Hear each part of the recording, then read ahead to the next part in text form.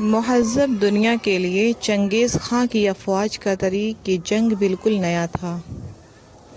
دنیا ان کے لیے ایک وسیع شکارگاہ تھی۔ خانہ بدوش تاتاریوں کے پاس گھوڑوں کی کمی نہ تھی۔ بھیڑ بکریوں کے علاوہ گھوڑوں کے گوشت اور دودھ پر گزارا کرتے تھے۔ اس کے علاوہ وہ جنگل کے جانوروں کا گوشت کھا جاتے تھے۔ صحرائے گوبی میں شہروں اور بستیوں کا نام نہ تھا۔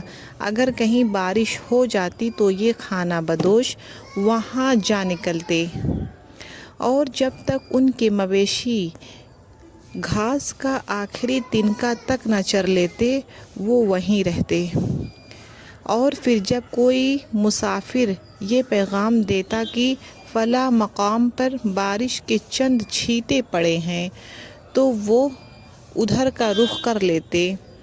بعض اوقات نئی چراگاہوں کی تلاش میں ایک قبیلے کی دوسرے قبیلے سے مٹ بھیڑ ہو جاتی اور طاقتور اپنے کمزور حریف کے مویشیوں پر قابض ہونے کے علاوہ اس کے زن و مرد کو بھی غلام بنا لیتا۔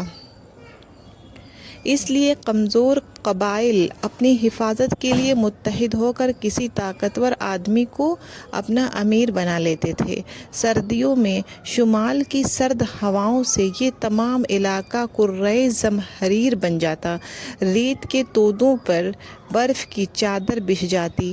چارہ نہ ہونے کی وجہ سے مویشیوں کا دودھ سوکھ جاتا اور وہ گرمیوں کے بچائے ہوئے خشک گوشت پر گزارا کرتے۔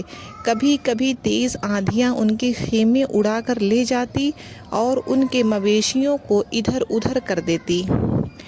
فطرت کے ساتھ ایک دائمی جنگ نے ان لوگوں کو حد درجہ جفاکش بنا دیا تھا۔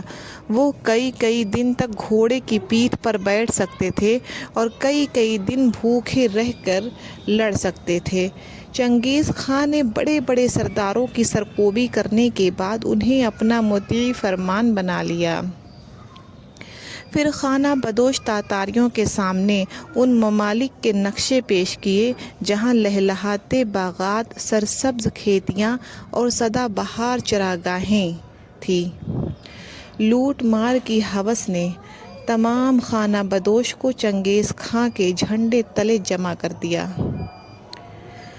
تاتاری ہمسایہ ممالک پر بھوکے عقابوں کی طرح جھپٹے اور وہ اقوام جنہیں پرامن زندگی نے تن آسان بنا دیا تھا ان کے حملوں کی تاب نہ لا سکے۔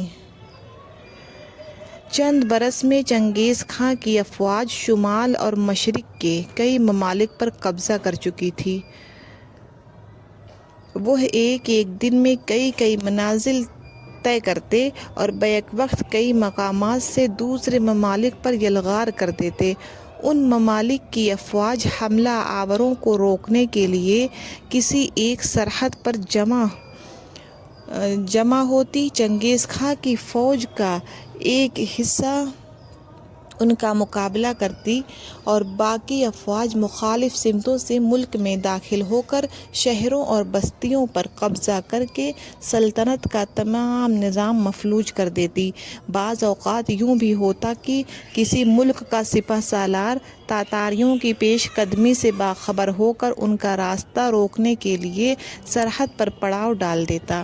اس کے جاسوس اسے ہر روز یہی خبر دیتے کہ حملہ آوروں کا رخ اسی طرف ہے، لیکن صبح کوئی ایک ایلچی یہ پیغام لے کر آ جاتا کہ چنگیز خاں کی باقی افواج نے دوسری سرحد عبور کر کے دارالحکومت پر قبضہ کر لیا ہے۔